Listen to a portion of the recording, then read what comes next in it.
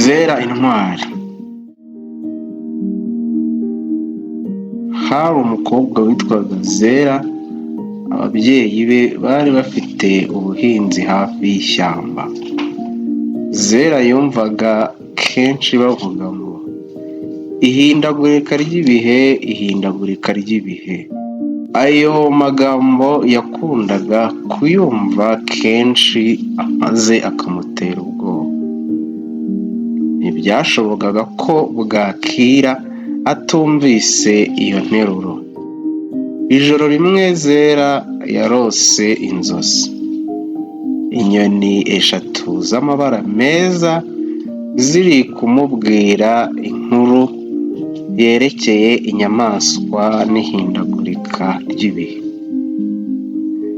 Zera yafashe icyemezo cyo kujya mu ishyamba gusura inyamaswa. Inyamaswa zifite ubwenge kandi zishobora gusobanura ihindagurika ry'ibihe.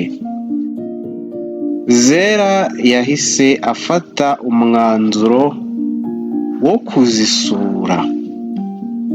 Zera yari afite impano idasanzwe yo kuganiriza inyamaswa. Bashoboraga kuvugana bakumvikana.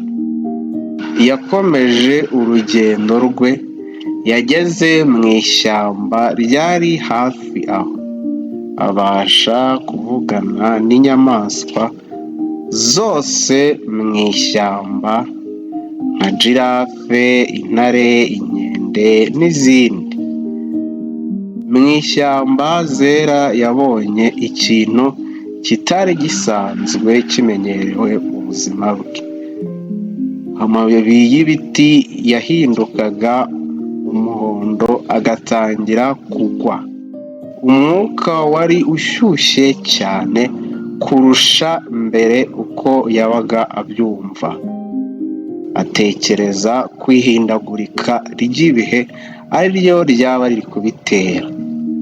Zera afata icyemezo cyo kuganira n'intare kugira ngo yumve icyo itekereza ku ihindagurika ry'ibihe.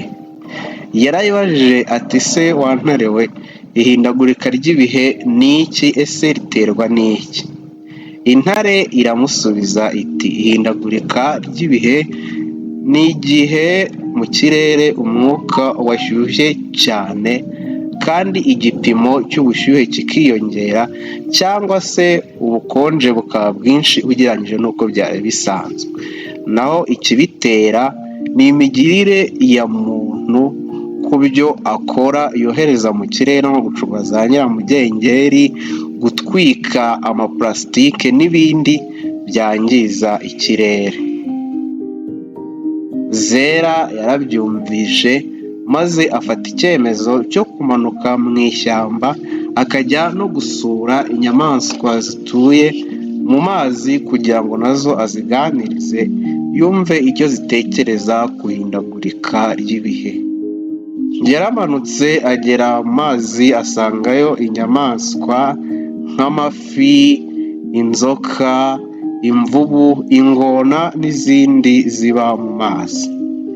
Zera yazibajije ku ihindagurika ry'ibihe, zimubwira ko ihindagurika ry'ibihe ari igihe ubushyuhe buba bwiyongereye, igihe amazi aba atari hamwe nk'uko byaba bisanzwe kandi biterwa n'imigirire ya muntu.